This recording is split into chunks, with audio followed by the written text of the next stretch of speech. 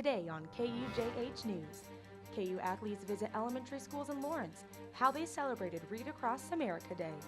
A Lawrence favorite starts construction on a new location.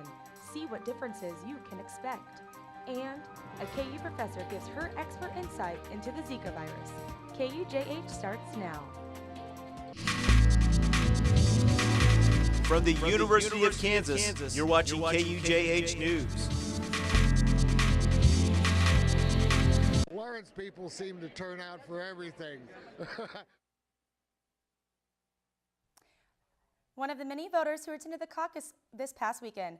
Thank you for joining us. I'm Heather Days. Kansas was one of 5 states that took part in Super Saturday this weekend. KUJH reporter Emma Hogue gives us a recap of Saturday's caucus.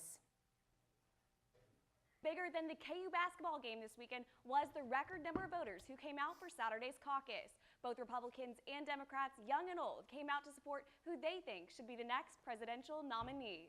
Hello, welcome to Caucus Day. We're glad to have you. It was a Super Saturday indeed for Douglas County voters. Yahoo! They came early. They came at 9:30 and wanted to vote. It's been a steady stream, long lines. The Kansas caucus drew large crowds of voters from both the Republican and Democratic parties. It's delightful to see that many people civic-minded, willing to come out and put their time in. Voter turnout on the Republican side nearly tripled from what it was in 2012. Over 2,400 ballots were cast in Lawrence and Baldwin City alone. 4 years ago, we didn't do near this number, so we are doing record numbers. It was a record-breaking day for Democratic voters, too. We're going to have thousands of new registered Democrats today. However, the process was a little different. Instead of casting paper ballots, voters of all ages were lined up, separated by candidate, and counted. 19 and 20, here we go. It's just a very broad spectrum. It's not just old people like me. Everyone is interested in having their voice in the caucus. Tiara Greenwood says she came out not only to have her voice heard, but to speak for her 1-year-old son, too. It's important to vote for someone who's actually willing to make a better place for the children out here. And believes it was well worth it to brave the crowd. They need us to be advocates for everybody. A true test of both patience and patriotism. I'm not surprised. Lawrence people seem to turn out for everything.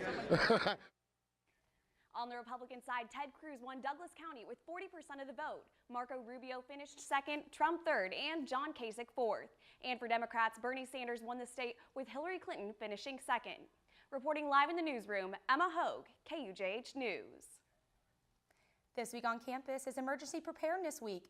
The university is conducting tests on multiple systems, which started today at noon. These systems include KU's emergency public address system, tornado sirens, text message, and email alerts. During the test, a 3-second alert tone will sound and a test message will follow. The Emergency Management Unit is holding an informational event tomorrow from noon to 4 p.m. in the Kansas Union. Both state and federal partners will give valuable information about emergency preparedness. The event will take place on the 4th floor. During the test, occupants in the buildings should continue their normal activities. However, they are encouraged to consider the places to take shelter or exit during actual emergencies. KU athletes recently took to the Lawrence community to spend some time with local students. To celebrate Read Across America Day, the KU student athletes visited 3 elementary schools in Lawrence to read to students. Read Across America Day is a movement celebrated on Dr. Seuss's birthday every year to share the importance of reading. In addition to the readings, students had a chance to ask the athletes questions about sports and their lives as Jayhawks. Rower Kinsey Obrachta said it's important for young kids to interact with older athletes. I just think it's good for them to get to know athletes other than just what they see on TV, that there's a lot of us and it's a huge community, and that a lot of kids can get involved in many sports and not just basketball, football, things like that. Read Across America Day is an annual tradition for athletes at KU. Coming up on KUJH News, a KU professor built a model to illustrate effects of the Zika virus, and it was a blind date, and I knew right away. Took him a little bit longer. Former First Lady Nancy Reagan dies at 94 years old. How the country is honoring her legacy. Stay tuned. Take a look under your bed. Find stuff under there? What about jobs? No? Now try your closet. Still no jobs? Just more stuff? Well, you really have both. See, stuff is defined as household articles considered as a group. Sometimes this stuff is no longer needed. Wait, no longer needed? That can't be right. Because remember those jobs you were looking for? Those are really needed, and they're the stuff inside your stuff. Our job is to unlock those jobs, and it starts when you donate your stuff to your local Goodwill. Here's how we do it. When you donate to Goodwill, we sell your stuff to provide job training for people right here in your community. So just by teaming up with Goodwill, you help create jobs. And isn't that worth parting with the leftover keytar from your 80s cover band? Goodwill. Donate stuff, create jobs.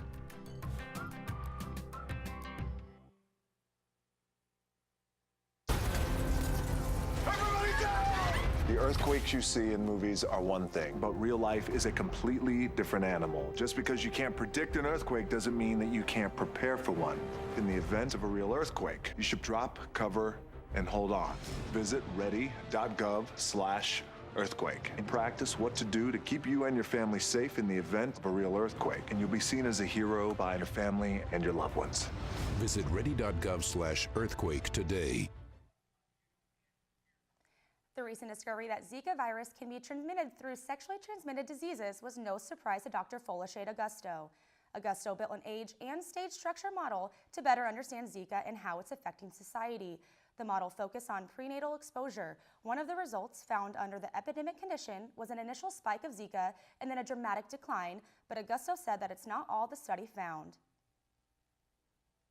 All the results that we found was that if we're able to suppress this mosquito-related parameters, if we're able to suppress it, effectively suppress it, we will be able to reduce eventually the number of prenatal cases.